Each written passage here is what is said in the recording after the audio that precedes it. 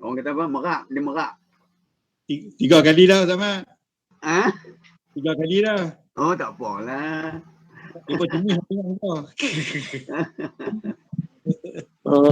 Kami memang sengaja atur program ni bagi kalau boleh seorang sekali lah. Jadi kami supaya dapat kenal banyak ustaz. Ya.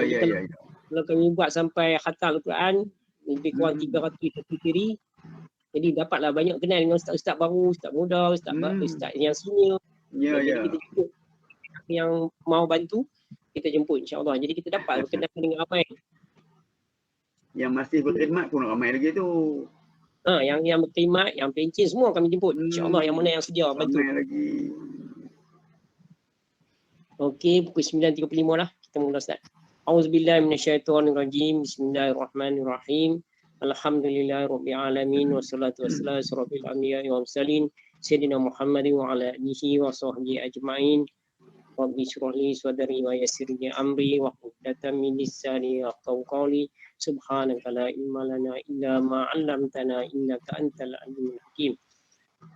Alhamdulillah, syukur kehadirat Allah SWT kerana dengan izin dan limpah kurnianya pada malam ni kita masih sihat, diberikan dirahmati Allah SWT dengan kesihatan, kecergasan, kecerdasan pemikiran sehingga kita mampu untuk sama-sama menyertai lagi program Generasi Al-Quran Surau Taman Jaya pada malam ni, iaitu siri yang ke-90. Alhamdulillah. Malam ni adalah siri yang ke-90. Bermakna 90 malam berturut-turut kita bersama-sama secara berjemaah mengikuti program ni bermula daripada 13 Ogos yang lepas. Jadi Alhamdulillah saya ucapkan terima kasih kepada tuan-tuan dan puan-puan yang secara istiqamah menyertai program ni. InsyaAllah dengan kehadiran tuan-tuan dan puan-puan memberikan kekuatan kepada kami untuk meneruskan program ini insyaAllah. Jadi tuan-tuan dan puan-puan sekalian, seperti mana yang telah diumumkan kemarin, tetamu kita ataupun ustaz kita ataupun guru kita ataupun khalifah kita malam ni sudah berada bersama-sama kita, iaitu Ustaz Haji Muhammad bin Abdullah sudah ada bersama-sama kita dan bersiaran daripada Kajang, Selangor, walaupun sebenarnya rumah ditinggal di Pendang, Kedah. Tapi kebetulan pergi berjumpa ke ziarah ke rumah anak, sekarang bersiaran daripada Kajang, Selangor. Jadi kita mengucapkan selamat datang kepada Ustaz untuk membantu kami menjadi guru kami pada malam ni. Jadi oleh kerana guru pun dah ada, kita pukul dah bersedia. Jadi saya rasa eloklah kita mulakan dengan sama-sama memulakannya dengan membaca umul kitab Al-Fatihah. Auzubillahi minasyaitonirrajim. Bismillahirrahmanirrahim. Alhamdulillahirabbil alamin. Arrahmanirrahim. مالك يوم الدين إياك نعبد وإياك نستعين اهدنا الصراط المستقيم صراط الذين أنعمت عليهم غير المغضوب عليهم ولا الضالين. Amin. Alhamdulillah tuan-tuan dan puan-puan sekalian. Seperti mana biasa, pada malam ni kita akan meneruskan lagi program kita, iaitu program kita kita jalankan dalam tiga segmen. Iaitu segmen pertama dia kita akan membaca Al-Quran, mengikuti bacaan guru kita ataupun khalifah kita pada malam ni. Iaitu setiap malam kita baca 2 muka surat. Sebenarnya memang tujuan program kita adalah untuk melazimi diri untuk membaca Al-Quran setiap hari. Dan kami pun yakin bahawa tuan-tuan dan puan-puan sekalian memang baca Al-Quran setiap hari sendiri, mungkin baca 1 juzuk, 2 juzuk, 3 juzuk pun dah secara bersendirian. Tetapi melalui program ni, apa yang kita rancang, tujuan kita adalah untuk kita baca Al-Quran secara tertib mengikut bacaan guru kita yang kita jemput. InsyaAllah itulah tujuannya, supaya kita dapat baca secara berjemaah dengan guru. Itu tujuan yang pertama. Tujuan yang kedua adalah supaya kita dapat, melalui program ini kita dapat sedikit ilmu, basic ilmu daripada kuliah disampaikan oleh guru kita pada malam ni. di mana kita adakan slot yang dinamakan sebagai full 10 kuliah 10 minit. Dulu kami namakan kuliah 2 minit. Kemudian ada guru kita yang masuk hari itu, dia menamakannya sebagai kuliah pukul 10, full 10. Kuliah pukul 10. Memang nanti kuliah dia pun mesti ada lebih kurang pukul 10. Jadi maksud dia untuk pengetahuan Ustaz, kita sebenarnya cuba tengok apa sektor pendidikan Islam di JPN Pulau Pinang. Selalu kita buat program, kalau ada masyarakat apa-apa, dia mulakan dengan kuliah 3 minit, kuliah 5 minit. Jadi dia buat apa kuliah pendek-pendek. Jadi kami nak bagi panjang sikit, kami bagi nama full 10. Tu nama dia panjang sikit lah. Jadi berpulanglah pada Ustaz sampaikan panjang mana, insya-Allah kami akan bersama-sama mendengar apa yang Ustaz sampaikan nanti dalam slot full 10. Jadi selepas saja baca Al-Quran, minta Ustaz terus sambung saja dengan full 10. Jadi terus sambung full 10. Lepas itu kita akan masuk ke segmen ketiga di mana saya akan buka kepada ahli jemaah untuk berinteraksi. Jadi slot yang berikutnya adalah interaksi, untuk berinteraksi dengan Ustaz. Mungkin nak tanya soalan, tanya khabar, nak berkongsi maklumat, nak buat hukuman dan sebagainya, kita persilakan. Tetapi terhad kepada beberapa orang mengikut kesesuaian masa yang ada, insya-Allah. Jadi itulah lebih kurang kandungan konten yang kita akan jalankan. Jadi pada malam ni tuan-tuan dan puan-puan, mana biasa kita akan baca Al-Quran, masih lagi dalam surah, kita akan baca surah Al-Anfal. Pada malam ni, kerana tadi Ustaz Semawan, kita akan baca ayat yang ke-34 sampai ayat 45. Ayat 34 sampai 45. Jadi kalau tuan-tuan ada masalah Al-Quran, boleh buka muka surat 191 dan juga 182. Muka surat 181 dan muka surat 182, surah Al-Anfal ayat 34 dan hingga 45. Tuan-tuan dan puan-puan, selain daripada itu, kalau tuan-tuan nak baca, lihat kepada skrin pun, insya-Allah saya akan buat presentation ayat-ayat berkenaan untuk tuan-tuan boleh baca, insya-Allah. Jadi sebelum saya serahkan kepada Ustaz untuk memulakan program kita, suka saya mengingatkan kepada tuan-tuan dan puan-puan beberapa perkara supaya program kita dapat berjalan dengan lancar dan dengan sebaik yang mungkin, insya-Allah. Jadi saya suka memperingatkan adab kita berguru. Yang pertama, tuan-tuan dan puan-puan, kalau kita adab kita berguru di masjid, di surau, di dewan kuliah, apa yang kita lakukan adalah kita mestilah mengadap guru kita. Kita kena mengadap guru kita, di masjid, di surau, guru dapat lihat kita, kita pun dapat lihat guru, insya-Allah.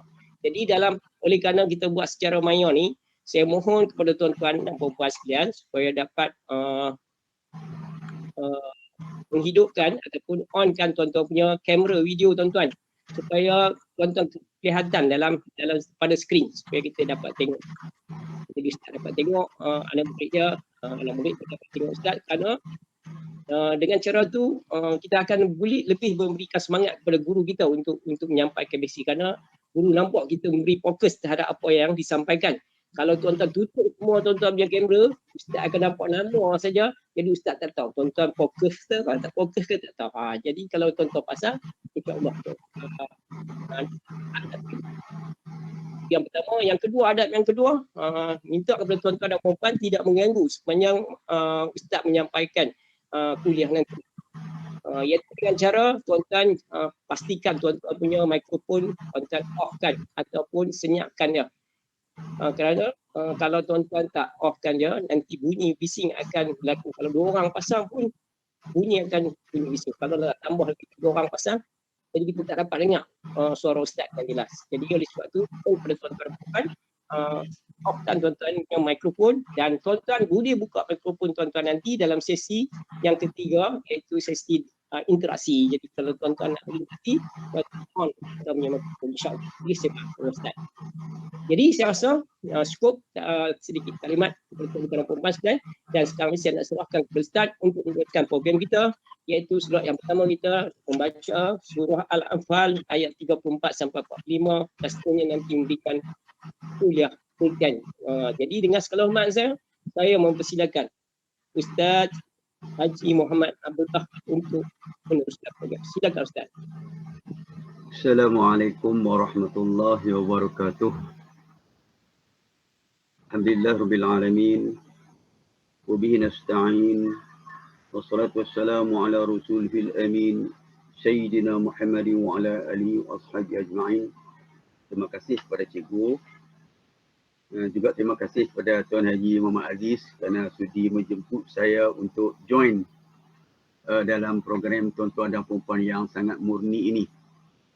InsyaAllah kita akan membaca ayat-ayat seperti mana yang telah disebutkan oleh cikgu tadi, dan saya akan waqaf, berhenti pada tempat-tempat yang tertentu dengan yang sesuai supaya semuanya boleh membaca secara serentak. Boleh ha? InsyaAllah kita mulakan. A'udzu billahi minasy syaithanir rajim. Bismillahirrahmanirrahim. Boleh dengar tak? Suara saya boleh sampai ya? Alhamdulillah, sangat baik. وَمَا لَهُمْ أَلَّا يُعَذِّبَهُمُ اللَّهُ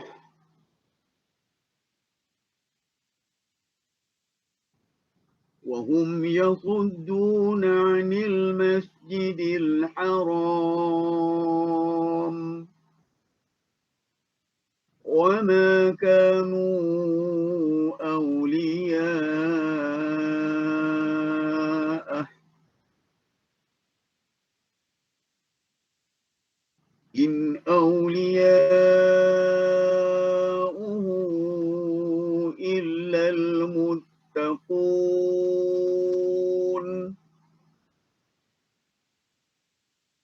وَلَكِنَّ أَكْثَرَهُمْ لَا يَعْلَمُونَ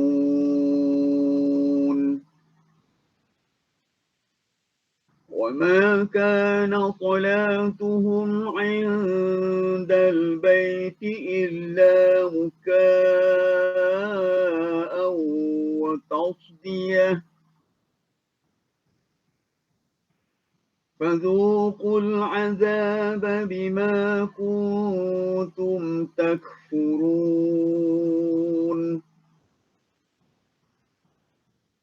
إِنَّ الَّذِينَ كَفَرُوا يُنْفِقُونَ أَمْوَالَهُمْ لِيَصُدُّوا عَنْ سَبِيلِ اللَّهِ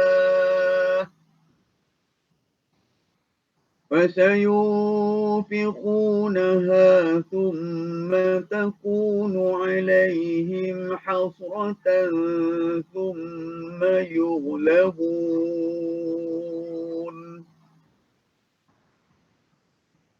وَالَّذِينَ كَفَرُوا إِلَى جَهَنَّمَ يُحْشَرُونَ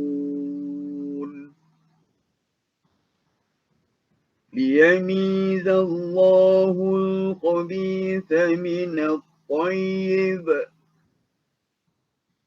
وَيَجْعَلَ الْخَبِيثَ بَعْضَهُ عَلَى بَعْضٍ فَيَرْكُمَهُ جَمِيعًا فَيَجْعَلَهُ فِي جَهَنَّمَ أُولَئِكَ هُمُ الْخَاسِرُونَ قُل لِّلَّذِينَ كَفَرُوا إِن يَنتَهُوا يُغْفَرْ لَهُم مَّا قَدْ سَلَفَ وَإِن يَعُودُوا فَقَدْ مَضَتْ سُنَّةُ الْأَوَّلِينَ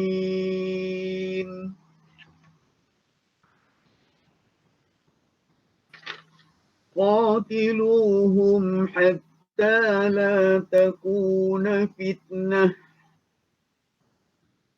وَيَكُونَ الدِّينُ كُلُّهُ لِلَّهِ فَإِنِ انتهوا فإن الله بما يعملون بصير وإن تولوا فاعلموا أن الله مولاكم نعم المولى ونعم النصير واعلموا أنما غنمتم من شيء فأن لله خمسه وللرسول ولذي القربى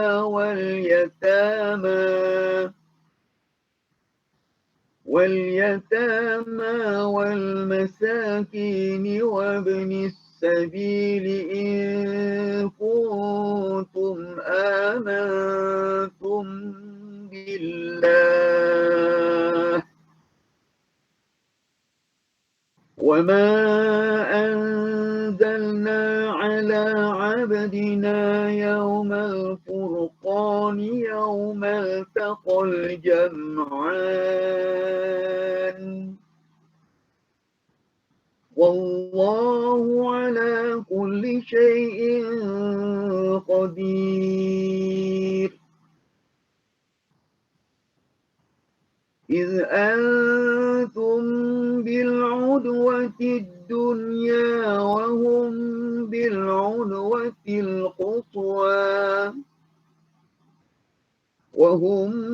بالعدوة القصوى والركب أسفل منكم ولو تواعدتم لاختلفتم في الميعاد ولكن ليقضي الله أمرا كان مفعولا ليهلك من هلك عن بينة ويحيى من حي عن بينة وإن الله لسميع عليم إذ يريكهم الله في منامك قليلا ولو أراكهم كثيرا لفشلتم ولتنازعتم في الأمر ولكن الله سلم إنه عليم بذات الصدور إذ يريكموهم إذ التقيتم في أعينكم قليلا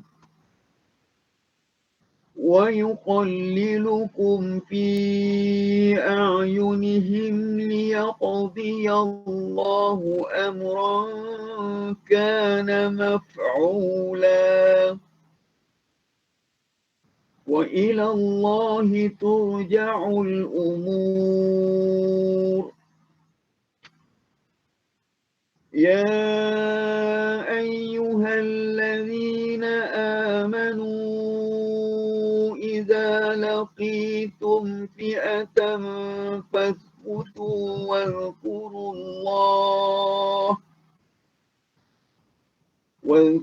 الله كثيرا لعلكم تفلحون صدق الله العظيم.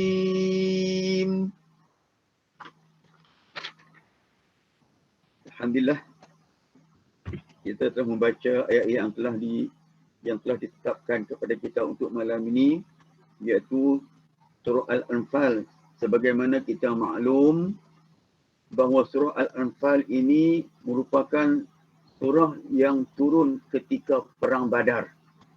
Perang Badar Al-Kubra, di mana di dalam surah tersebut antaranya Allah Subhanahu Wa Taala menyatakan kepada kita bahawa Perang Badar yang berlaku pada tahun 2 Hijrah merupakan satu peristiwa yang sangat penting di dalam memperkembangkan dakwah Islam. Kerana apa? Boleh dengar no? Boleh dengar? Alhamdulillah dengan Dengar lagi. Kerana sebelum peperangan itu berlaku, Rasulullah SAW telah berdoa kepada Allah Subhanahu Wa Taala. Kalau tuan-tuan, puan-puan boleh rujuk dalam kitab Ibn Katsir, tafsir Ibn Katsir dalam surah tersebut, di mana Nabi SAW telah berdoa kepada Allah Subhanahu Wa Taala, antara lain mintaannya, ya Allah, berikanlah kemenangan kepada kami dalam perangan ini, kerana kata Rasulullah SAW dalam membentuk permohonan, sekiranya umat Islam tewas dalam perang Badar, maka sukarlah untuk Islam itu berkembang. Dan doa Rasulullah SAW tersebut telah diperkenankan oleh Allah Subhanahu Wa Taala, di mana Allah telah mengutus tentera-tentera bantuan berupa para malaikat seramai 1000 malaikat membantu tentera muslimin mengalahkan tentera Quraisy sejumlah kira-kira 1000 lebih. Ada setengah-setengah kitab mengatakan 1300, ada setengah kitab mengatakan lebih daripada itu. Sedangkan tentera Islam hanya terdiri kira-kira 313 orang saja. Dan ada kitab mengatakan sampai 316 orang. Tak apalah, itu biarlah daripada pembincangan para sirah, ulama-ulama sirah. Yang penting, peperangan tersebut dimenangkan kepada umat Islam. Kerana apa? Kerana pertama sekali keyakinan mereka yang penuh kepada Islam. Keyakinan mereka yang sepenuhnya kepada bantuan Allah Subhanahu Wa Taala, walaupun terpaksa mempertahankan Islam dengan bilangan yang sedikit. Tapi kerana bantuan Allah, maka Allah memberi kemenangan. Maka kita pun boleh mengambil pengajaran lah secara ringkas bahawa sekiranya kita yakin kepada bantuan Allah, pasti Allah Subhanahu Wa Taala akan membantu kita dalam apa-apa juga usaha. Macam tuan-tuan berusaha untuk mengadakan majlis ni lah. Majlis ni walaupun nampak macam ringkas, tapi sebenarnya sangat besar. Al-Quran yang kita baca ini bukanlah kitab-kitab yang biasa-biasa. Dan orang yang membaca Al-Quran, mendalami Al-Quran, mentadabur Al-Quran, bukan orang-orang yang biasa-biasa. Sebab tak semua orang sanggup join ni. Tak semua. Saya pun buat di tempat lain ni. Maknanya Al-Quran sangat hebat. Jadi orang yang menyertai program ni bukan orang yang biasa-biasa. Tuan-tuan, perempuan adalah pencinta-pencinta Al-Quran. Al-Quran yang diturunkan kepada kita ni membawa banyak sangat pengajaran untuk kita ambil sebagai panduan hidup kita. Baik tuan-tuan dan puan-puan, saya tak nak bincang sangatlah isi kandungan dalam ayat-ayat 34 hingga 45 ni, sebab mungkin kawan-kawan yang lain pun dah ceritakan secara panjang lebar latar belakang peristiwa yang berlaku di sebalik ayat tersebut. Cuma hari ni nak bincang sikit tentang Al-Quran sendiri dari sudut ulum Al-Qurannya, di sudut ilmu Al-Qurannya. Kenapa? Kerana Al-Quran ini merupakan kitab terakhir diutus oleh Allah Subhanahu Wa Taala untuk khatamul anbiya, nabi terakhir, di mana Rasulullah SAW bersabda dalam sebuah hadis yang bermaksud dia ada 5 perkara. 5 perkara yang Allah Ta'ala berikan kepada aku, yang Allah tak beri kepada mana-mana rasul yang lain. Antaranya, kitab yang aku bawa dan agama yang aku bawa ni ialah untuk seluruh umat manusia. Sedangkan Nabi-Nabi yang terdahulu, kitab mereka untuk umat mereka sahaja. Agama yang diajar tu untuk kaum mereka sahaja. Sebagai contoh Nabi Musa AS, kitab Taurat yang diturunkan tu untuk kaumnya sahaja. Begitu juga kitab Injil dan Zabur. Tetapi Al-Quran, kitab yang diturunkan oleh seluruh umat manusia, di mana Al-Quran itu yang terdiri daripada 30 juzuk, 114 surah, 6,236 ayat. Ada lagi sikit lagi nah. 6,236 ayat, walaupun ada setengah-setengah ulama al-adat dipanggil ulama yang mengira ayat Quran tu mengatakan lebih, sampai 6,666 pun ada, 6,400 pun ada, tapi kita katakan ulama-ulama yang majoriti memilih 6,236 ayat, 77,439 kalimah atau perkataan dan 1,027,000 huruf. Bayangkan sahabat-sahabat sekalian, kita khatam Al-Quran yang terdiri daripada 6,236 ayat, 1,027,000 huruf kali dengan 10 pahala. Sebab ni bukan main-main kan. Rasulullah bersabda memberi satu hadis motivasi yang cukup hebat kepada kita. Man qara'a harfan min kitabillah falahu bihi hasanah wal hasanah bi 'ashri amsalha.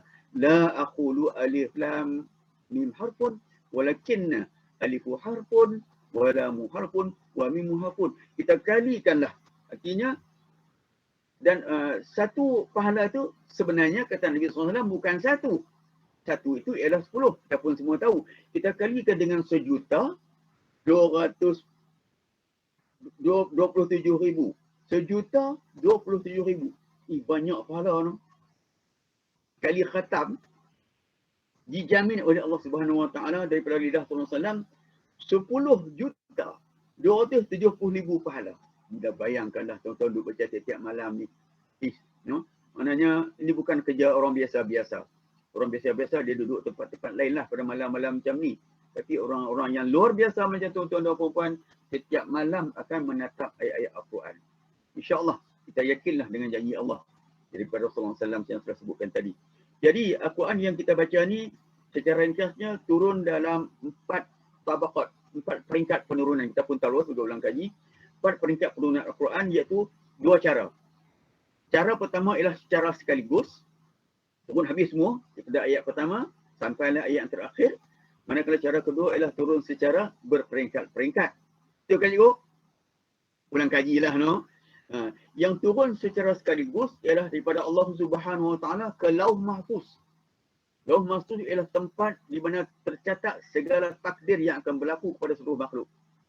Itulah ditempatkan Al-Quran secara sekaligus. Lauh Mahfuz. Bal huwa Quranun Majid fi lauhin mahfuz. Allah firman dalam Al-Quran. Kemudian yang kedua, secara sekaligus juga turun daripada Lauh Mahfuz ke Baitul Izzah. Baitul Izzah ni ialah langit dunia. Di situ turun secara sekaligus secara habis semula satu Al-Quran. Kemudian peringkat yang kedua ialah turun secara berperingkat selama kira-kira 23 tahun. Iaitu selama mana Rasulullah, hayat Rasulullah mulai daripada dibi'asah An-Nabi, ditetapkan sebagai Nabi hinggalah Rasulullah wafat 23 tahun ataupun 22 tahun, 2 bulan, 22 hari. Banyak Rasulullah berdakwah. Dan turun secara berperingkat-peringkat hinggalah akhir. Kita pun tahu bahawa ayat pertama ialah surah Al-Alaq. A'udzubillahi minasyaitonir rajim. Iqra' bismi rabbikal ladzi khalaq. Khalaqal insana.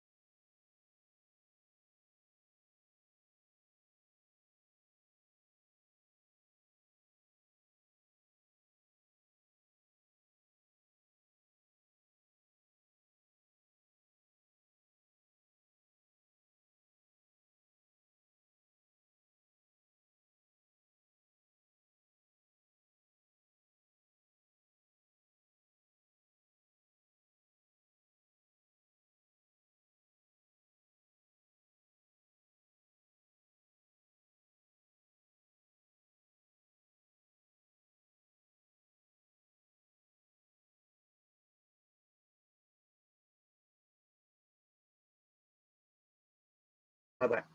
Hebatnya para sahabat. Hinggalah sampai kepada kita yang dibawa oleh guru-guru kita. Sahabat Rasulullah kepada para sahabat, sahabat kepada tabi'in, kepada tabi'in, itba' tabi'in, sampailah kepada ulama-ulama Al-Quran akhir zaman-zaman kita ni. Jadi itulah dia peringkat pertama.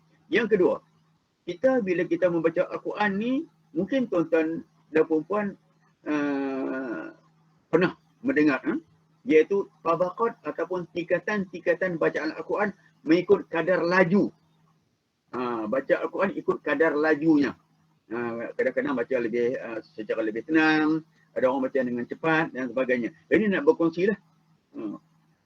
Bacaan Al-Quran mempunyai 4 tabaqat secara umum, iaitu 4 tingkatan bacaan. Pertama dinamakan sebagai bacaan tartil.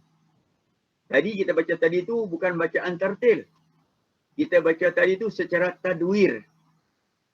Sebab tu bila kita baca tadi, saya mulakan dengan ayat yang bunyi. Ulang balik, no? A'udzubillahi minasyaitonir rajim. وَمَا لَهُمْ أَلَّا يُعَذِّبَهُمُ اللَّهُ وَهُمْ يَصُدُّونَ عَنِ الْمَسْجِدِ الْحَرَامِ. Itu bacaan bukan secara tertil. Kalau tertil dia akan bunyi lebih kurang macam ni lah. وَمَا لَهُمْ أَلَّا يُعَذِّبَهُمُ اللَّهُ وَهُمْ يَصُدُّونَ عَنِ الْمَسْجِدِ الْحَرَامِ. Dapat beza bacaan yang pertama tadi dengan bacaan yang kedua dari segi kelajuannya. Jadi bacaan yang pertama namanya bacaan secara tertil. Yang kedua bacaan secara tahqiq. Ta, ha, qaf, ya, qaf, T-A-H-Q-I-Q. Tahqiq ni bacaan secara tertil juga, tapi lebih perlahan lagi. Contoh saya baca. وَمَا لَهُمْ أَلَّا يُعَذِّبَهُمُ اللَّهُ وَهُمْ يَصُدُّونَ عَنِ الْمَسْجِدِ الْحَرَامِ. Nampak dia punya perbezaan di antara tartil dengan tahqiq. Jadi yang tahqiq ni bacaan seperti ini ialah bagi orang yang peringkat permulaan belajar Al-Quran. Dia dah habis dah, kita kata habis dah baca Jahma, kita kata tak? Jahma, orang tu sebut kitab Jahma lah, kita daripada alif bata sampai kata juz amma tu Jahma lah, dia sebut Jahma. Mungkin orang moden lain sebut Jahma, dia tak tahu benda Jahma. Alma apa dia kata macam dekat sana kan. Jahma ni ialah bila budak dah habis daripada alif, ba, ta, sampailah surah juz amma sampai surah al-ikhlas di hujung tu, surah an-nas. Inilah bacaan yang sesuai untuk dia. Itu bacaan secara tahqiq, pelan-pelan, sebut secara jelas supaya dia dapat sebut balik kepada kita. Yang ketiga ialah bacaan secara tadwir yang saya sebutkan tadi. A'udzubillahi minasyaitonir rajim. وَمَا لَهُمْ أَلَّا يُعَذِّبَهُمُ اللَّهُ وَهُمْ يَصُدُّونَ عَنِ الْمَسْجِدِ الْحَرَامِ. Bacaan tu imam ketika sembahyang jemaah. Kalau dia baca secara tertil kita lena. Sebab kalau baca tadi dia buh taranum lagi. Sebab tu terlampau panjang. Jadi terlampau lambat. Jadi bacaan imam ketika solat biasanya baca secara tadwir. Iaitu bacaan ketika contoh kalau kita babu ni sembahyang tarawih tu biasanya lah, walaupun ada sebahagian imam-imam jemputan baca secara cepat, secara hadar yang dipanggil. Jadi bacaan yang pertama tartil, tingkatan yang kedua ialah tahqiq, tingkatan yang ketiga ialah tadwir, dan tingkatan yang keempat iaitu bacaan hadar. Tingkatan ataupun dipanggil maratib al-hadar. Tingkatan hadar iaitu baca laju, baca secara laju, tapi masih lagi jaga hukum-hukum tajwid. Biasanya bacaan hadar ni dilakukan oleh penghafaz Al-Quran, hufaz Al-Quran untuk ulang kaji balik ayat Al-Quran yang dia telah hafaz. Sebab kalau nak baca panjang-panjang tu dia lambat lah habis. Dia baca secara hadar, cepat-cepat. Contohnya, وَمَا لَهُمْ أَلَّا يُعَذِّبَهُمُ اللَّهُ وَهُمْ يَصُدُّونَ عَنِ الْمَسْجِدِ الْحَرَامِ. Dia baca macam tu, lebih cepat. Jadi 4 tingkatan, 4 tabaqat membaca Al-Quran tu kita kena jaga. Kita kena boleh pilih antara 4 tadi. Kecuali barangkali tahqiq kot tak sesuai dengan kita lah. Untuk anak-anak cucu-cucu kita, okeylah sebab terlampau pelan. Sebutkan tadi 4 tabaqat, 4 tingkatan bacaan tu macam berbeza nama, tapi setiap tabaqat, setiap tingkatan menjaga hukum-hukum tajwid. Tetap menjaga hukum tajwid. Punahnya, matnya, makhraj hurufnya, sifat hurufnya. Sebab terutama sekali tentang tajwid, kalau kita salah sebutan maka dia boleh menyebabkan salah makna. Kalau salah dari segi sifat huruf tu barangkali boleh dimaafkan. Sifat huruf ni seperti huruf yang tebal, huruf yang nipis dan sebagainya. Yang tu boleh dimaafkan. Sebab apa? Sebab tak lari maksud. Jadi kalau tajwid ni boleh menyebabkan rosak maksud dia, maka menyebabkan salah bacaannya, menyebabkan hukum-hukum dalam hukum berdosa. Sebab Imam Al-Jazari menyebut dalam bait hadis tentang Al-Quran, kata beliau, wal akhdhu bit tajwidi hatmun lazimun man lam yujawwid bil Quran asimun. Maksudnya kata Imam Al-Jazari, membaca Al-Quran dengan tidak menjaga hukum tajwid adalah perkara wajib. Hatmun lazimun tu ialah wajib, mesti jaga. Dan disambung dalam bitnya dia kata man lam yujawwid bil Quran asimun. Siapa yang tak jaga hukum tajwid ketika baca Quran berdosa, bersalah. Sebab tu tajwid kena dijaga ketika membaca Al-Quran. Sama ada di hukum matnya, hukum limanya, nun sakinahnya dan sebagainya lagi. Sebab apa? Sebab dia merupakan apa yang diterima oleh Rasulullah SAW daripada Jibril. Dan Jibril juga, Rasulullah juga mengajar sahabat-sahabat dengan bentuk bacaan yang sama. Sahabat-sahabat juga mengajar tabi'in bentuk yang sama, iaitu memelihara hukum-hukum tajwidnya. Terutama dalam perkara surah Al-Fatihah. Surah Al-Fatihah sangat-sangat pentinglah. Kita pun semua maklum. Kalau kita tersalah sebut, salah baris dan sebagainya, dia boleh merubah makna surah tersebut dan boleh menyebabkan tidak sempurna. Bila tak sempurna, kita baca dalam solat, maka solat kita pun tak sempurna. Sebab itu dalam surah Al-Fatihah tu, surah Al-Fatihah ni dia ada 134 huruf. Betul tak Aziz no? 143, maaf nah. Surah Al-Fatihah 143 huruf. 143 huruf, terdapat 14 tanda syaddah atau sabu yang kadang-kadang kita dengar orang baca dia tak sebut dengan tepat. Ihdinas siratal mustaqim. Ya, huruf sad itu ada sabdu. Sabdu itu kena tekan. Kalau kita tak sabdukan dia, maka menyebabkan sebutan perkataan as-sirat tu salah. Ihdinas siratal mustaqim. Bismillah pun. Kalau Bismillahirrahmanirrahim, orang utara kata pi. Bismillah tu badah dibuang kan? Maknanya dia telah membuangkan huruf, maka dia telah menyalahi wahyu yang Allah Ta'ala turunkan.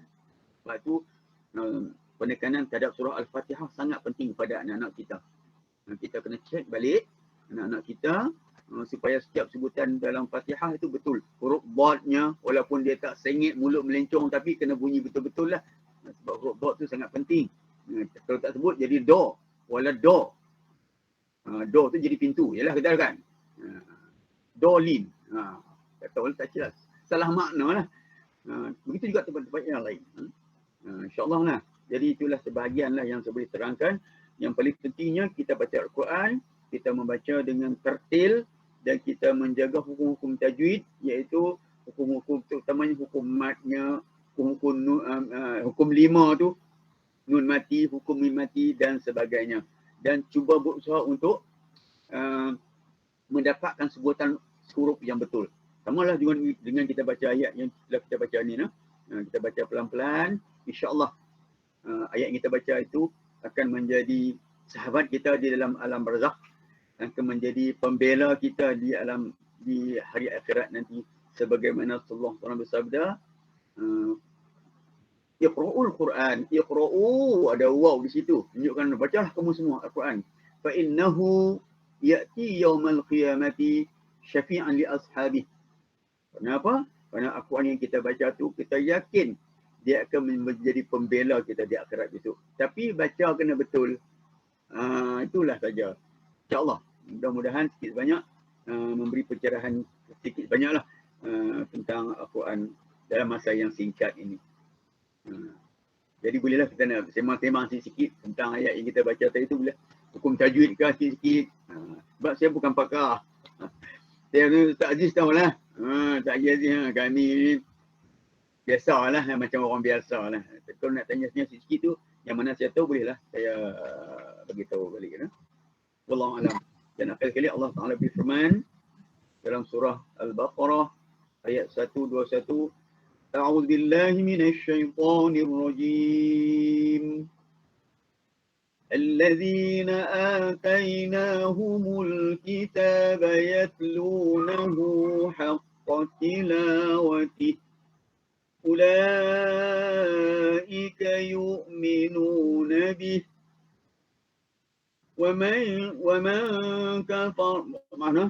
ومن يكفر به فأولئك هم الخاسرون. Surah Baqarah ayat 121, di mana Allah Taala berfirman, dan mereka yang diutuskan kitab kepada mereka, mereka membacanya dengan sebenar-benar bacaan. Yang sebenar-benar bacaan itulah yang dibincang tu, haqqa tilawati. Jadi mereka ni Allah kata apa? Ulaika, mereka yang tadi ni, yang Allah turunkan kitab, membacanya, yu'minuna bih. Mereka ni orang yang benar-benar beriman dengan ayat Quran tadi, beriman dengan Allah Taala. Wa may yakfur bihi, siapa yang tak membaca, buat tak peduli dengan Al-Quran, fa ulaika humul khasirun. Rugilah kata Allah. Rugi dunia sebab tak mendapat panduan kehidupan di dunia, dan lebih-lebih lagi rugi di akhirat. Wallahu alam. Jadi kita teruskanlah program yang murni ini. Semoga Allah memberi syafaat.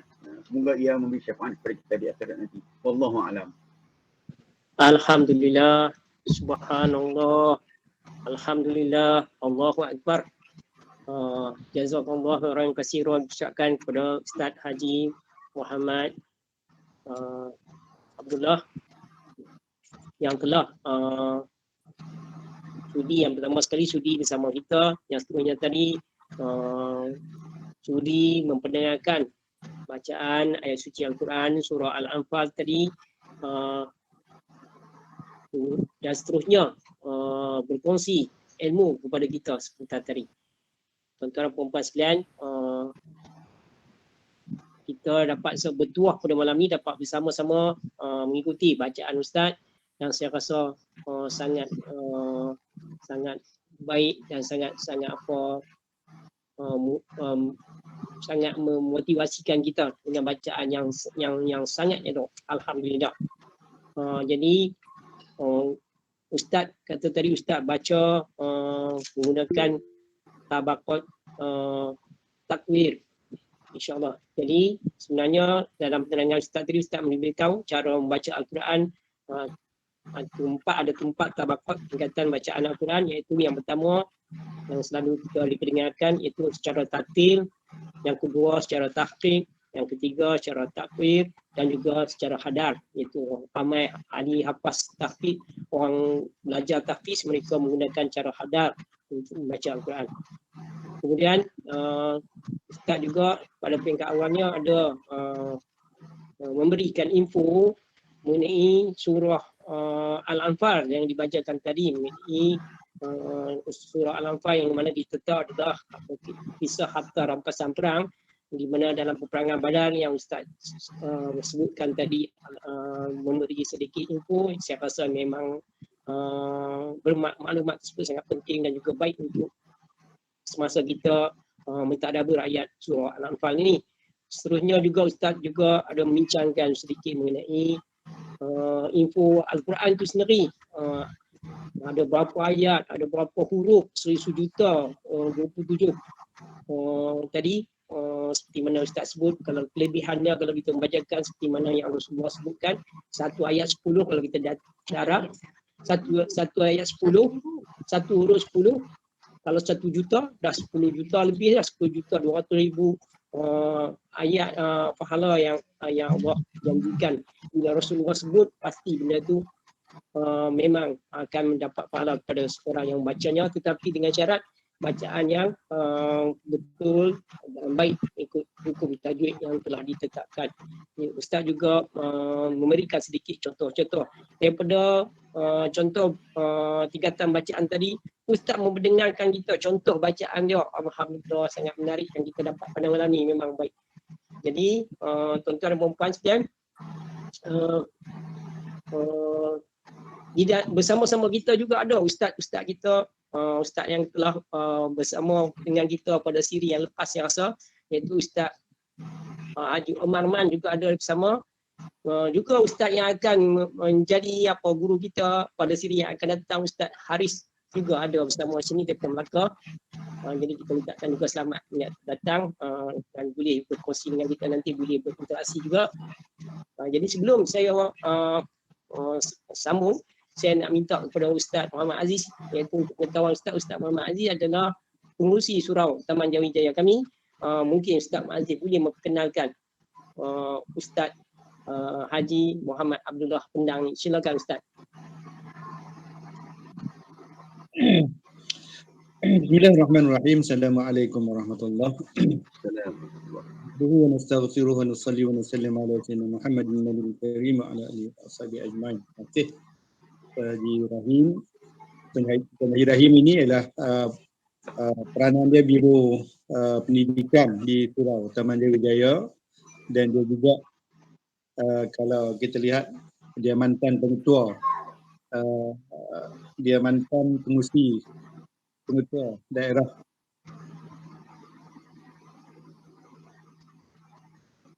yang mengetuai bahagian Quran ini. Dialah yang pendorong besar lah, termasuklah pendorong pada hari ini.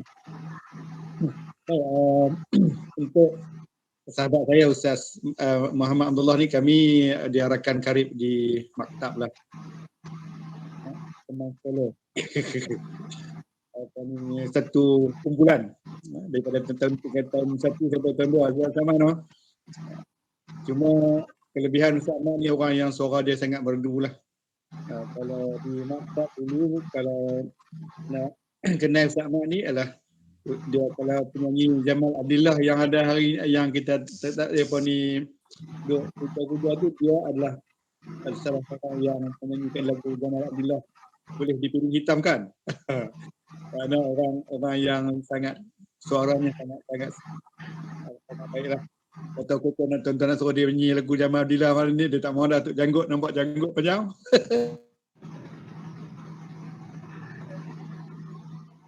Bukan orang yang saya kira yang istiqamah lah dalam dakwah ni, dan dia berpencin sebagai seorang pensyarah di IPT.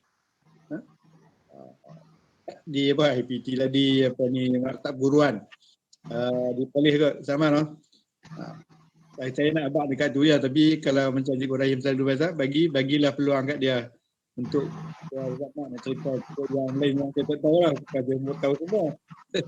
Tapi dekat tu lah, yang bagi saya dia adalah rakan karib kami bersama dalam ada maktab dan juga di dalam yang lain, termasuk di daerah Pampas Selatan ni. Tuan-tuan tak kenal dia ni adalah bekas penyelia pendidikan Islam di PPD Pampas Selatan.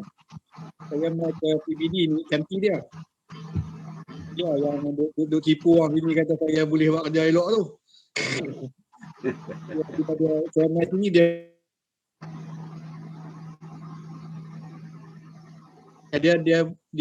dia pernah mengajar di Sipampat lama.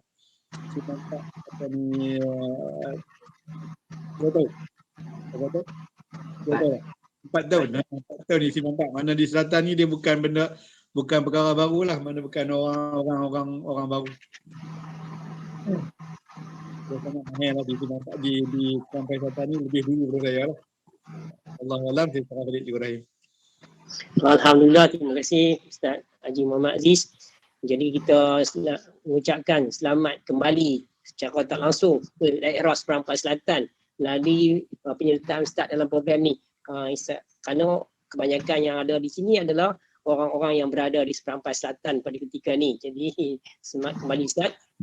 Jadi seperti biasa, rasanya elok Ustaz nak minta Ustaz takruf sedikit mengenai diri Ustaz, kerana setakat yang kita beritahu tadi rasanya tak cukup maklumat. Mungkin Ustaz ada orang kampung Ustaz dekat sini, ataupun ada kerja rakyat sekerja Ustaz sebelum ni ada di sini dan sebagainya lah.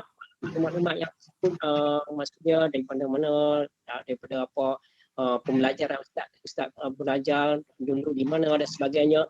Kerana mungkin dapat memberikan motivasi dengan pengalaman tersebut, kerana kegigihan Ustaz sehingga terus belajar sehingga akhirnya sebagai pensyarah kanan kot di LPG perlu sana.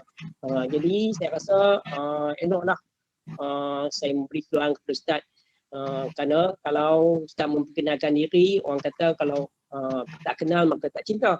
Bila dah kenal ni bolehlah senang nak sembang, akan memberikan motivasi kepada ahli jemaah untuk terus mungkin berinteraksi nanti.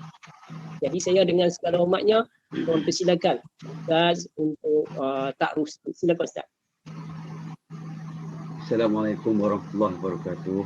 Terima kasih kepada cikgu bagi peluang kepada saya untuk bertakruf lah secara ringkas. Saya Muhammad bin Abdullah, asal daripada Pendang, Kedah. Kok ada dalam kumpulan ni daripada Pendang, Kampung Batu Menunggui. Turun Lebuh Raya, Simpang Hak Pendang tu, corner sebelah kiri je. Kampung pertama yang turun tu, kampung saya lah. Dalam tu lah saya duduk sekarang ni. Dekat masjid, sebab senang. Nak pergi masjid, rumah dekat dengan masjid saja. Selang sebuah rumah sampai ke masjid. Jadi saya bermula di sekolah menengah saya, Sekolah Ma'had Mahmud Al-Ustaz. Kemudian menyambung pelajaran lah berkhusus jadi guru, sama jumpa dengan Ustaz Muhammad Aziz, PMPI. Di situ dululah. Sebab zaman tu zaman susah nak kerja, dah berhenti 3 tahun 6 atas tu, dimasuk MPI. Jadi guru mengajar dah di Sabah selama kira-kira 6 tahun. Kemudian balik ke Pulau Pinang. Di Pulau Pinang inilah sejarah bertemu semula dengan Ustaz Abdul Aziz. Di situlah saya ditempatkan di mula di Pulau Pinang. Di Sekolah Menengah Haching. Tahu tu? Dekat dengan JT di Pulau Pinang tu. Sekolah Haching School. Di situ selama kira-kira setahun setengah. Tapi sebabkan saya tak berapa diperlukan sangat di sana sebab bilangan tenaga pengajar dah ada. Murid sikit saja, kebanyakannya pelajar keturunan Cina. Jadi Allah gerakkan hati pegawai pada ketika itu, tarik pergi ke Simpang 4 Tasik. Di Simpang 4 Tasik tu saya bertugas selama kira-kira 4 tahun lah. Kemudian kawan-kawan bagi kepercayaan kepada kita untuk pergi ke JPN Selatan, PPD Selatan. Di situlah saya ambil alih tugas Ustaz Muhtar Syafi'i. Ustaz Muhtar Syafi'i dia pergi ke JPN. Saya disuruh ganti tempat dia. Bila saya duduk dalam beberapa bulan saja, Ustaz Aziz balik daripada universiti. Jadi saya tengok dia lebih hebat daripada saya. Saya pun bagi tahu kepada PPD, Tuan Haji Amin ketika tu tak silap saya, ada kawan saya ada lagi power. Saya kata, tarik dia masuk sana, ganti saya. Sebab saya nak pergi sambung belajar. Jadi setelah kempen saya tu termakan hati PPD dengan timbalan dan semua orang itu. Tariklah Ustaz Aziz masuk tempat saya pun keluar pergi sambung belajar. Habislah dekat tu. Kemudian setelah habis, saya dipustingkan ke Perlis lah. Ke Perlis di Sekolah Menengah Tengku Fauziah. Selama lebih kurang 2 tahun pun. Kemudian saya ditawarkan. Saya tak minta pun. Saya ditawarkan ke Maktab Perguruan Perlis ketika tu. Sebagai pensyarah bahagian Al-Quran. Tahu sikit-sikit saja, bukan tahu dekat mana pun. Tapi bila saya masuk ke bidang tersebut dengan khusus yang dibagi di sana sini, maka bertambahlah saya bidang Al-Quran dan saya pun bertugas selama kira-kira 20 tahun lah di IPG Perlis sebagai guru Al-Quran iaitu sebagai ketua unit Jabatan Al-Quran dan As-Sunnah di situ sampai habis, dan saya pencin tahun 2019 hujung tahun. Lepas tu balik dari kampung dibagi jawatan lagi. Maklumlah orang balik pada luar jawatan biasalah, jawatan Aziz lah. Masjid duk tunggu. Masjid menunggu, jadi saya terima jawatan yang tak berelang. Saya tak mau berpegang kaki saya. Sebab senang-senang nak melawat cucu-cucu.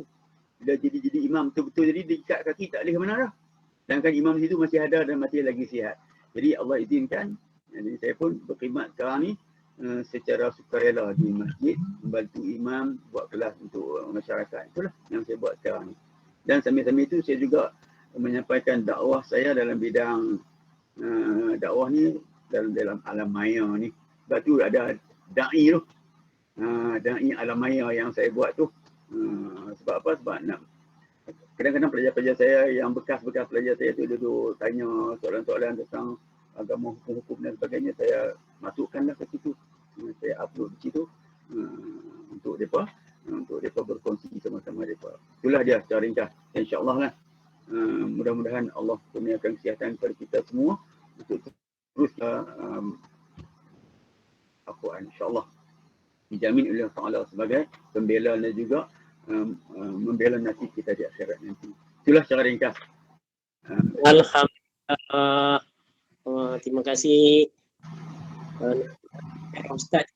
Apa Lebuh Raya tu belok kiri kanan, belok kiri kanan Ustaz kata Kiri.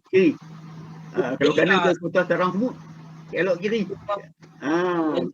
Yang ada Caltech tu. Dia ada Caltech. Ada Caltech tu kampung saya lah tu. Caltech kiri, kampung saya sebelah kanan tu lah. Masuk ke masjid. InsyaAllah lah. Jadi tuan dah kenal sedikit mengenai Ustaz. Jadi sekarang saya nak jemputlah kepada tuan-tuan dan puan-puan untuk berinteraksi dengan Ustaz, nak tanya soalan ke, nak tanya khabar ke, atau kenalan ada orang kampung di sini ke, wallahu a'lam. Jadi silakan. InsyaAllah. Jadi tuan-tuan yang berminat, siapa yang nak berinteraksi dulu, silakan.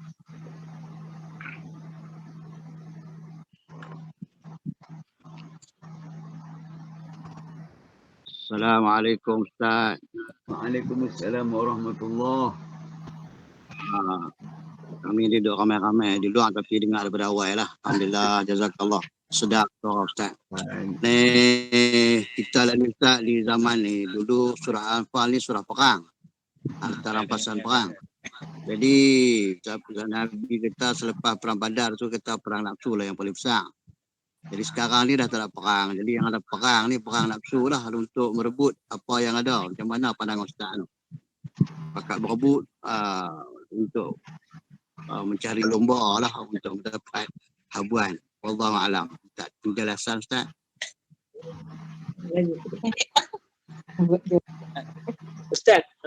Ustaz Muhammad Haji Muhammad Abdullah, sebelum tu saya suka maklumkan yang bertanya tadi adalah Haji Buhari bin Samsudin, iaitu pegawai SIC Plus di SIC di PPD Selatan sekarang. Juga tempat Ustaz kerja dulu dekat PPD Selatan, Haji Buhari. Silakan Ustaz. Tuan Haji macam pernah nampak lah. Orang ASC ni jadi orang IPD kebanyakannya lah. Mungkin lah pernah jadi, orang kali.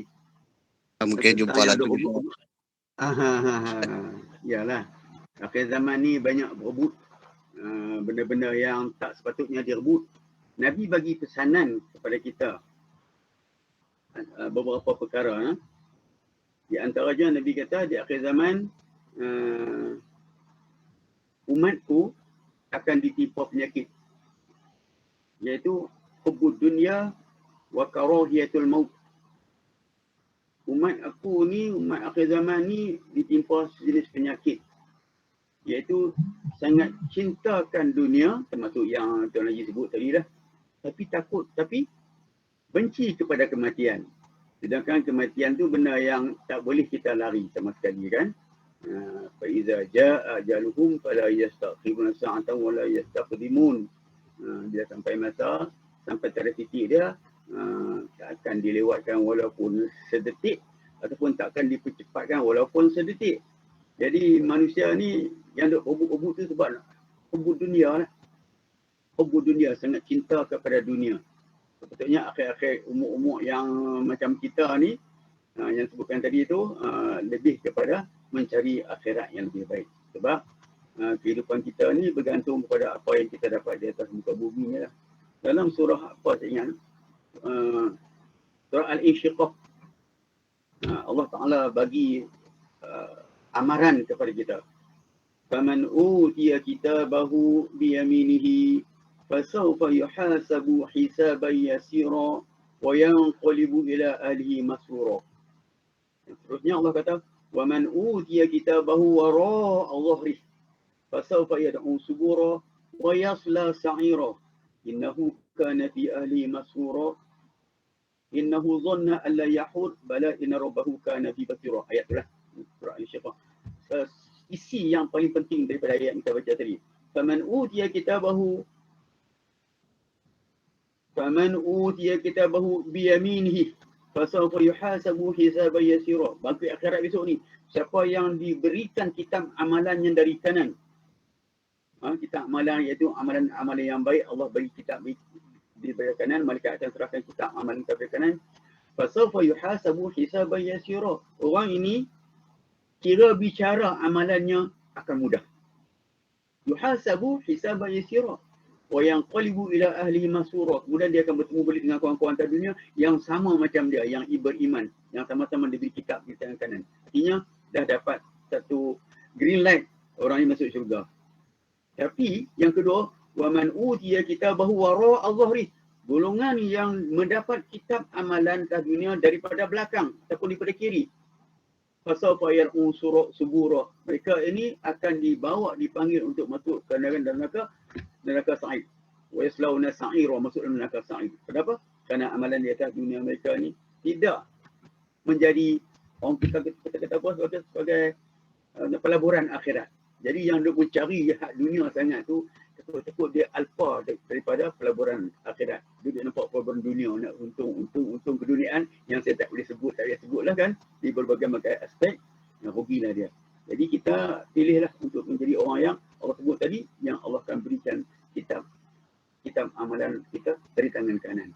Mudah-mudahan Allah akan masuk kita dalam rahmat Allah, masuk dalam syurga Allah. Allah alam lah. Panjang kalau nak sebut soalan Haji Bukhari tu, ada bobot lah pun macam-macam lah. Allah alam, dekat tu lah yang boleh respon saya. Jazakallah Ustaz. Tuan-tuan, silakan. Saya nak jemput apa Puan Salvia Sulaiman, nampak bersedia nak bertanya soalan, silakan. Ya, Puan Salvia. Okay, terima kasih Cikgu Rahim. Assalamualaikum Ustaz. Assalamualaikum. Tadi Ustaz ada kata kalau kita baca Quran tak bertajwid berdosa. Ya. Macam mana pula kalau ada yang macam orang-orang yang baca, maksud saya bukanlah budak-budak, kira orang tua tapi baru belajar tak betul baca tu, macam mana pula jadinya tu? Terima kasih Ustaz. Sama-sama Puan Salvia. Ulama kata, ulama bagi panduan, yang masih dalam usaha belajar maka tidak berdosa. Yang berdosa ialah yang membiarkan dia tak belajar. Macam itulah. Kita dalam pengalaman saya duduk belajar ni, yang umur 90 tahun lebih pun ada lagi yang duduk belajar sekarang ni. Bukan belajar surah Al-Fil, surah Al-Anfal, surah Fatihah. Masih lagi duduk belajar, duduk berbetulkan bacaan, buat halaqah di masjid. Sebab apa? Sebab kesedaran. Kesedaran bismillah ya Allah, dia kata selama ni sembahyang dia macam mana? Sembahyang dah sejak umur 15 tahun dulu, dah umur 9 tahun, 90 tahun lebih. Dalam tempoh belajar, kata ulama, maka itu dianggap sebagai tidak berdosa. Tapi kalau sengaja biar tak mau membetulkan bacaan, itu yang berdosa. Yang saya sebutkan tadi, Imam Al-Ghazali kata, siapa yang baca Quran tidak menjaga hukum tajwid, sengaja, maka dia lah yang berdosa. Orang yang baca salah pun, Allah kata, dapat pahala. Walau yaqaq, orang yang baca kukak pun Allah bagi satu pahala. Dua pahala, dua pahala. Pertama, pahala dia kerana dia baca. Kedua, pahala sabarnya kerana belajar. InsyaAllah. Lidah kita yang dah tua ni pun tadi agak sukar untuk menyebut sifat huruf saja. Dekat yang saya kesan, pengalaman saya mengajar di masjid lah, yang kumpulan Quran. Yang agak susah sikit nak menyebut sifat huruf saja. Sebab ada gigi dah tak ada dan sebagainya kan. Jadi shin tu tak apa nak bunyi sangat. Itu saja. Yang lain sebutan huruf, okey, tak ada masalah. InsyaAllah mana orang yang dalam keadaan yang sentiasa belajar untuk memperbaiki bacaan ataupun tahsin Al-Quran tidak dianggap sebagai bersalah sebab dia masih berusaha untuk memperbaiki bacaannya. Wallahu a'lam. Terima kasih Ustaz. Sama-sama. Saya nak jemput jiran saya sebelah rumah saya, Prof Zaid, Muhammad Zaid Abdullah, untuk berinteraksi. Silakan Prof. Assalamualaikum Ustaz. Assalamualaikum warahmatullahi. Ini soalan hebat-hebat ni. Saya nak tanya apa tadi Ustaz sebut pasal apa akhir zaman ini. Ya. Dan akhir zaman ini macam kita di Malaysia ni, kita salah satunya umur kita bertambah. Kalau umur average sekarang ni secara puratanya umur orang Malaysia sekarang ni lah lebih kurang dalam 76 tahun. Berbanding dengan dalam tahun 70-an, average secara puratanya umur orang Malaysia ni lebih kurang dalam 66 tahun. So kita dah meningkat dah. So makin lama umur kita makin meningkat. So dan kita alhamdulillah kita diberi rahmat pada Allah. Cuma saya nak tanya Ustaz, kemungkinan soalan ini kena anggap itu preparation bagi saya lah, insya-Allah kalau umur saya panjang. Dan saya doakan kepada umur tuan-tuan panjang itu panjang juga. So apabila umur kita meningkat Ustaz, katalah 80 90-an, dan still kita kena ibadat kita tak boleh tinggal. Solat kita kena masih lagi kena lakukan. Cuma saya nak tanya Ustaz, apabila umur kita meningkat, kemungkinan memory kita dah makin berkurangan, dan kemungkinan pada satu peringkat bila kita dah tua sangat, kemungkinan saya perhatilah dalam keadaan keliling saya ni, ada setengah kita kena pakai pampers kalau tua sangat. Kita umur panjang diberikan Allah, alhamdulillah. Sebab tu sekarang ni kalau Ustaz tengok dulu masa dulu nak cari pampers untuk kalau pergi nak pampers untuk orang tua payah. Sekarang ni pergi supermarket pun ada dah, sebelah letak sebelah baby, sebelah untuk orang tua.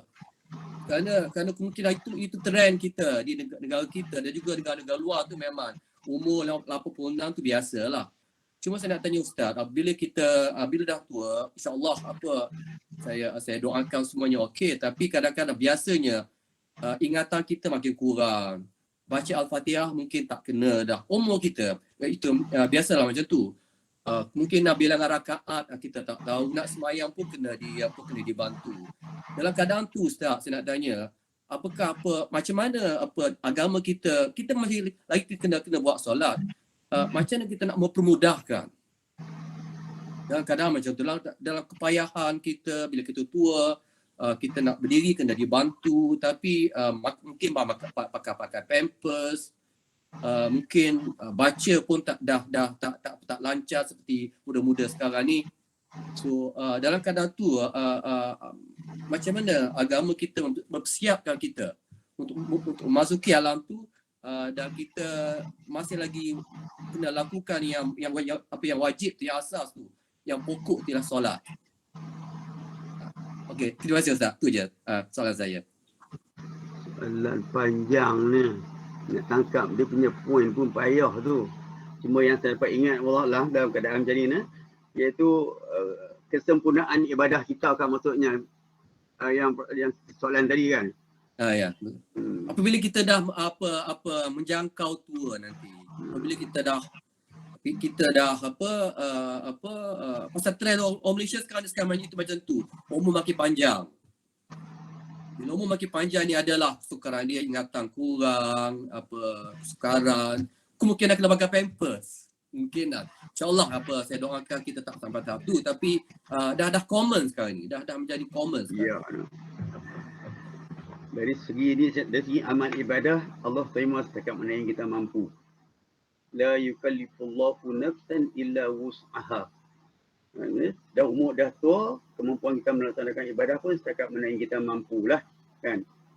Maksudnya contoh orang yang dah nyanyuk kan. Orang yang dah nyanyuk dia nak melaksanakan ibadah tu setakat mana kemampuan dia lah. Macam umur kita yang panjang tu kita rasa masih lagi boleh beribadah secara biasa kan. Tentang pakaian pampers ni dia kaitkan ke mana? Nak kaitkan ke mana saya pun tak berapa jelas kat tadi tu. Apa nama Ustaz Aziz, macam mana apa saya tak berapa nak clear dengan tadi tu. Ibadah kita dalam keadaan yang tak sempurna macam tu kan. Ya, mungkin macam tu lah kot. Saya nak tangkap soalan tadi tu panjang kan. Tak dapat nak tangkap sangat-sangat yang isi betul-betul tu. Dia mungkin ada Ustaz Mat kan, mungkin yang Prof maksud tadi ni ialah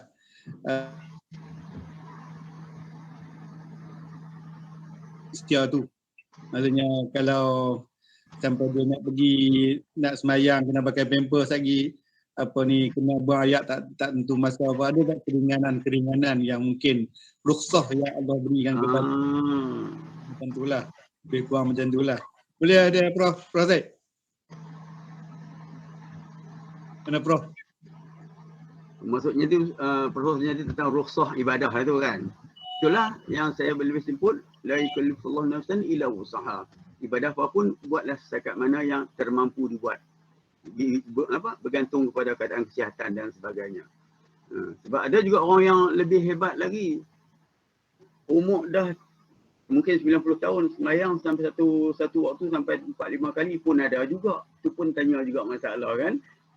Jadi apa nama dah dia kata Tok dah semayang dah tadi zuhur dah tadi kata. Tak semayang lagi. Dia nak buat lagi. Tak apalah, biarlah kat dia. Sebab dalam keadaan yang macam tu mungkin ketika zaman sihat dia dulu tu ada yang tertinggal, maka Allah bagi peluang kepada dia untuk ulang banyak kali balik. Supaya Allah terima balik. Wallahualam lah. Agak-agaknya macam tu lah. Aisyah pun 3 kali. Subuh sekali lah biasanya. Waktu lain pun banyak kali. Sebab umur, keuzuran dan sebagainya. Jadi hukum taklif kepada manusia ni yang Allah bagi berikut kemampuan seseorang. Kat mana dia boleh buat. Wallahualam lah. Kalau tuan-tuan boleh bantu jawab, saya tak berapa nak kelas. Dapat sangat. Ustaz mungkin kalau kata individu tu dah tua, banyak benda dia tak mampu nak buat, ataupun kalau pakai pampers tadi ada najis itu dia bawa bersama. Lepas tu jadi mungkin peranan kepada anak-anak. Anak-anak kena bantu macam mana? Ya, betul. Sebab orang yang dah tua ni, kalau dia mana-mana yang dia tertinggal atau dia lupa, dia sampai lupa tak boleh buat dah, ada kan kaedah fidyah, kena banyak fidyah dan sebagainya. Jadi peranan ahli keluarga anak-anak macam mana? Fidyah hanya ada pada hukum puasa. Kan? Membayar fidyah hanya ada pada hukum puasa. Walau macam mana pun, ada sebahagian juga guru, tak tahulah dia ambil daripada mana, yang melakukan solat qada untuk ibu bapa. Ada juga yang macam tu. Jadi peranan anak-anak lah, anak cucu lah, tak boleh biarkan begitu saja Tok Wan yang dalam keadaan yang tak berapa sihat tadi tu. Kalau dah tak boleh, maka gantikanlah yang adanya dalam fidyah ni, puasa je lah. Wallahualam. Ada sedikit kau Cikgu Rahim. Ya. Ustaz Mat tadi tentang apa ni yang pertanyaan Prof Zaid tadi ni. Aku tak nak tambah lagi. Panjang soalan Prof tadi tu. Ya, maksudnya di situ ada peranan rukhsah lah. Ya. Diberikan rukhsah kelonggaran kepada orang tadi kan. Prof Zaid sebut tu, dia adalah dia kalau kita tengok dalam perbincangan ulama tentang macam mana amalan ketika kita dah tak lagi konsisten seperti mana biasa. Macam Prof Zaid sebutlah, umur bila dah sampai 80 lebih, kadang-kadang ada loose skru mana-mana juga kan, kadang-kadang ataupun ataupun fizikalnya semakin ada masalah, nak duduk dan sebagainya kan. Dia apa ni, dia kalau kita ada di antaranya adalah dia ulama membincangkan soal rukhsah itu, dia bergantung kepada amalan sebelum. Kalau dia istiqamah dengan amalan-amalan dia dulu, dia memang dia kalau kita dia tak sakit atau dia selalu pergi masjid apa semua, sekarang ni dia tak mampu dah ke sana, nanti Allah berikan lagi ke dia pun ni pahalanya berdasarkan kepada amalan sebelum. Tapi kalau dia masjid pun tak nak pergi, law pun tak nak pergi lagi, dia tak ada apa lah. Sebab tu ada rusahnya boleh jamak kan, pasal semayang. Untuk golongan-golongan macam ni, maka termasuk golongan yang dapat peluang rusah tadi lah. Allah alam. Allah alam sikit lah, maksudnya saya duduk nampak yang Prof tanya tu, maksudnya satu ketika bila ada kepayahan akan ada orang yang Allah panjangkan usia kan. Apa ni ada yang surah Yasin Ustaz Ahmad, man nu'ammirhu nunakkithu fil khalq. Ya. Apabila Allah panjangkan panjang nunakkithu fil khalq, maksudnya dia jadi macam dengan dia kembali balik. Kalau dulu ada zaman tak larat semua dia main kat kita macam tu balik. Jadi dia panjang umur lah. Allah. Alhamdulillah, terima kasih kepada Ustaz Haji Muhammad Abdullah dan juga kepada tuan-tuan sekalian yang bertanya, juga kepada Ustaz Maziz yang membantu memberikan untuk tambahan. Jadi saya ucapkan terima kasih kepada semua dan rasanya saya nak hentikan dah sesi interaksi kerana masa kita dah lebih dah, insyaAllah. Ini dah pukul 10.51. Alhamdulillah. Panjang kan ni. Dia minat kat Ustaz Mat tu. Jadi puan, untuk apa makluman tuan-tuan dan puan, tetamu kita pula untuk malam besok adalah Ustaz Haji Osman bin Azumi. Ni Qari Malaysia ni. Juga adalah sahabat kepada Ustaz Maziz kita. InsyaAllah akan bersama dengan kita pada malam esok. Jadi sebagai penutup dia, untuk nak minta Ustaz bacakan doa untuk kesihatan, kejayaan kita semua, pertama kejayaan dunia dan akhirat untuk kita semua, untuk kami aminkan. Tetapi oleh kerana Ustaz Muhammad Aziz sebutkan tadi, Ustaz ni mempunyai suara yang baik seperti jamaah Alhamdulillah. Mungkin sekiranya kalau boleh Ustaz, kita dalam bulan Rabiul Awal, hari itu terlepas dah, sekarang Rabiul Akhir, masih lagi dalam Rabiul Akhir, kita sambut Maulidur Rasul. Jadi apa kiranya kalau Ustaz selawat dulu untuk kami ikut sama, lepas tu tak teruskan dengan bacaan doa. Silakan Ustaz.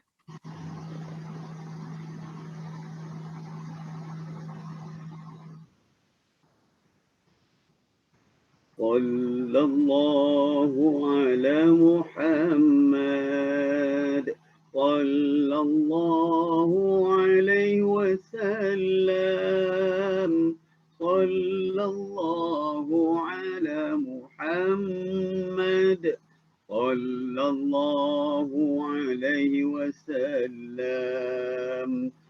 Ya Nabi salam alaika, Ya Rasul salam alaika, Ya Habibi salam alaika, salawatullah alaika, sallallahu ala Muhammad, sallallahu alaihi wasallam, sallallahu ala Muhammad, sallallahu alaihi wasallam. Ashraqal badru alaina fakhtapat minhu al-buduru misla husnika ma ra'ayna qattu ya wajha sururi. Sallallahu ala Muhammad, sallallahu alaihi wasallam, sallallahu ala Muhammad, صلى الله عليه وسلم أنت شمس أنت بدر أنت نور فوق نوري أنت إكثير وغالي أنت مصباح الصدور صلى الله على محمد صلى الله عليه وسلم صلى الله على محمد صلى الله عليه وسلم يا حبيبي يا محمد يا عروس الخافقين يا مؤيد يا ممجد يا إمام القبلتين صلى الله على محمد صلى الله عليه وسلم صلى الله على محمد صلى الله عليه وسلم بسم الله الرحمن الرحيم الحمد لله رب العالمين والصلاة والسلام على سيدنا محمد وعلى آله وصحبه أجمعين اللهم اشرح بالقرآن العظيم صدورنا ويسر به أمورنا وعظم به أجورنا وحسن به أخلاقنا ووسع به أذاقنا ونور به قلوبنا وقبورنا يا رب العالمين اللهم اجعل القرآن اللهم إلى القرآن لنا شفيع وخير جمال القيامة يا رب العالمين وصلى الله على سيدنا محمد وعلى آله وصحبه وسلم الحمد لله العالمين. Saya minta maaf lah atas segala kekurangan, atas kesilapan yang baik semua daripada Allah, yang kurang daripada kelemahan saya sendiri. InsyaAllah dikasihan Allah kita jumpa lagi lah di mana-mana di Perampai Selatan ke. Allah Alam. Terima kasih cikgu dan juga semua. Amin, amin, amin ya rabbal alamin. Alhamdulillah, sekali lagi saya mengucapkan setinggi-tinggi kesyukuran dan terima kasih kepada Ustaz Haji Muhammad bin Abdullah yang telah bersama kita dan memberi ilmu kepada kita insya-Allah dalam masa yang panjang pada malam ni insya-Allah. Terima kasih Ustaz kerana bertahan dengan kami insya-Allah. Jadi tuan-tuan dan puan-puan sekalian, begitu juga terima kasih kepada tuan-tuan dan puan yang terus semua bersama dengan kami. Jadi teruskan lagi untuk untuk malam ni. Sampai setakat ni saja perjumpaan kita pada malam ni. InsyaAllah kita akan bersama dengan saya. Assalamualaikum warahmatullahi wabarakatuh. Terima kasih Ustaz. Terima kasih cikgu. Terima kasih semua. Assalamualaikum. Assalamualaikum. Salam juga. Terima kasih semua. Assalamualaikum. Assalamualaikum. Assalamualaikum. Assalamualaikum warahmatullahi wabarakatuh. Okey, jumpa lagi. Assalamualaikum.